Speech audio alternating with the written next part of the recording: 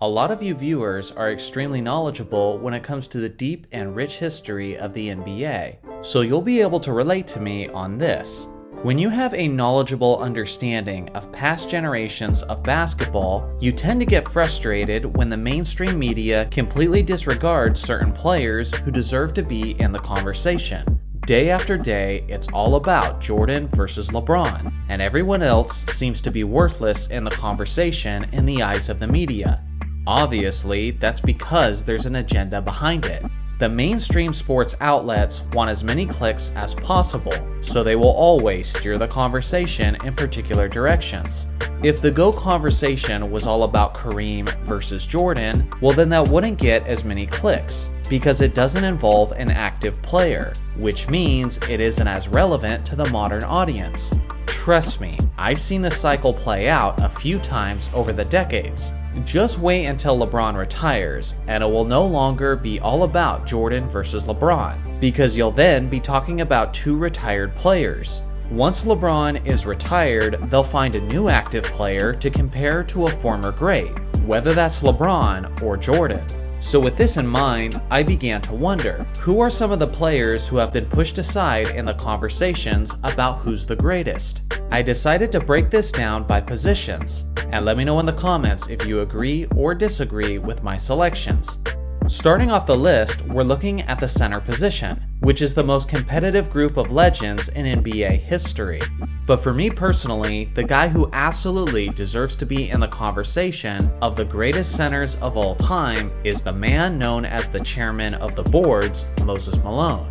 This 6'10 center dominated the league right before Magic and Bird took over the NBA and stole all of the attention, which kind of explains why he's so under-recognized.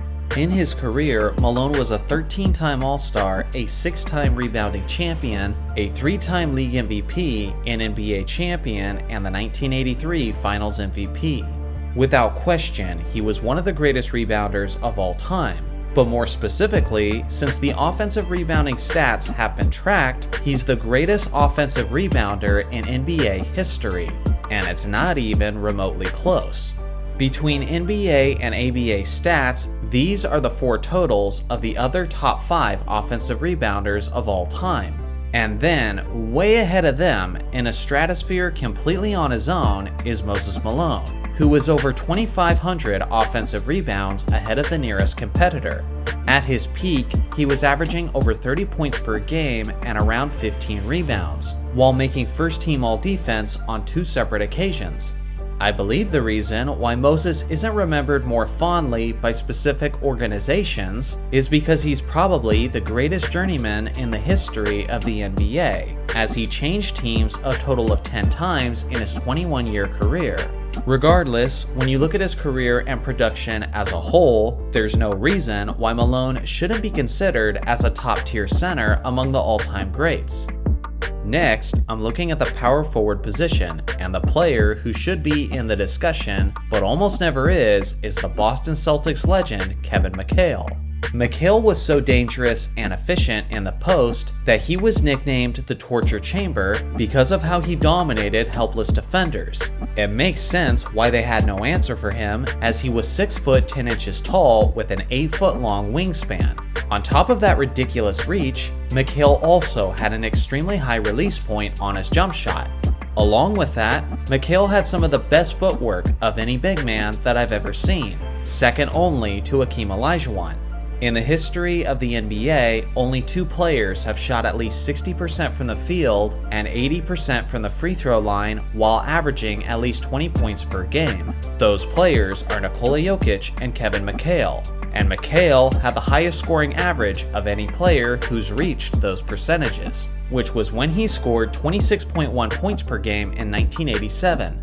His ridiculous size and wingspan also made him a terrifying interior defender, as he deserves a tremendous amount of credit for the Celtics' consistently elite defense throughout the 1980s.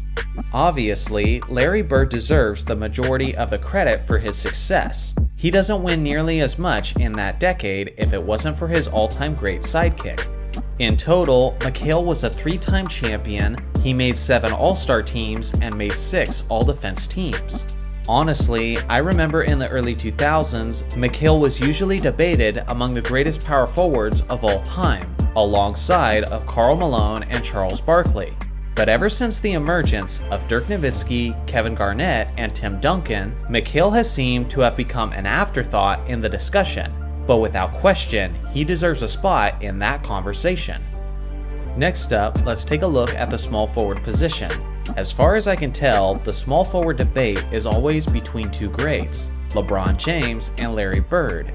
But there's another player who could definitely have an argument, but most people do not include him because of a technicality. He's known as the Dr. Julius Erving.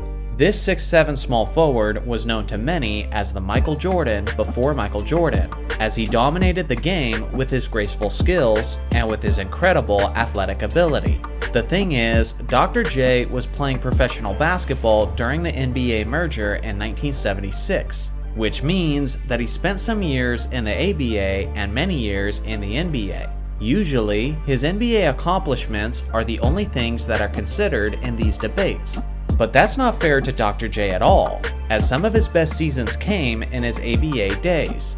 When you include his ABA stats and accomplishments, and factor in his entire professional career as a whole, Erving has over 30,000 points, which means that he and LeBron James are the only small forwards to eclipse the 30K mark.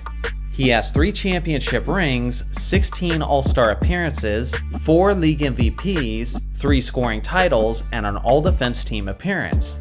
That's certainly a worthy resume of consideration, but simply because it's split between 2 leagues, it usually is not. Shooting guard is a position that I'm definitely skipping, because with Michael Jordan and Kobe Bryant at the top of the totem pole, and with Dwayne Wade usually getting a respectable amount of recognition, there's really no one else who could possibly have an argument amongst that group. Now onto the point guard position. I usually hear people debate Steph Curry and Magic Johnson, and then after that, I hear people mention names like Oscar Robertson, John Stockton, and even Chris Paul. Yet for some reason, Isaiah Thomas of the Detroit Pistons seems to have been lost in the discussion. One of the weirdest developments in my life is that I've suddenly become one of the channels who has to remind people about the legacy of Isaiah Thomas. I hated this guy when I was young, because he was the leader and the floor general of the bad boy Detroit Pistons. Although they were consistent contenders in the Eastern Conference, they were also one of the most hated and least respected teams of all time, as their brutal and sometimes dirty physical style of play created a lot of adversaries in the basketball world. With that being said, don't let that fool you into thinking that they were not an extremely talented team, and specifically, in the case of Isaiah Thomas, he was one of the greatest dual threats in NBA history. In the 1984-85 season, Isaiah averaged a whopping 13.9 assists per game, which, outside of John Stockton, is the highest assists per game average in NBA history.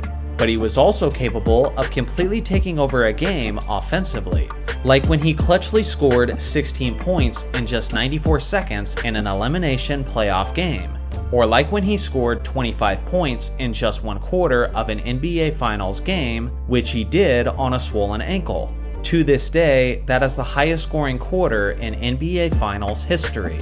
Isaiah was the type of guy who could get 20 assists in one game and then score 40 points in the very next game, if that is what his team needed.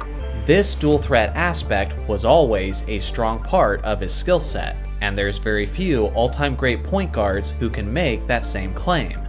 He was also one of the greatest ball handlers in the game, as he was basically the Kyrie Irving of his era when it came to elite handling. He was a 12-time All-Star, a 2-time NBA champion, the 1985 assist champion, and the 1990 Finals MVP. Ask anyone who watched NBA basketball during the 1980s, and they'll tell you that although Magic Johnson, Larry Bird, and Michael Jordan drew all of the attention and adoration, on any given night, Isaiah Thomas could have been the best player on the court, and no one would be surprised. So what do you guys think? Who is a player that belongs in a specific conversation, but is almost never included? I look forward to hearing your suggestions in the comment section below. Thanks for watching as always. Make sure to like and subscribe for more basketball content, and I'll see you guys in the next video.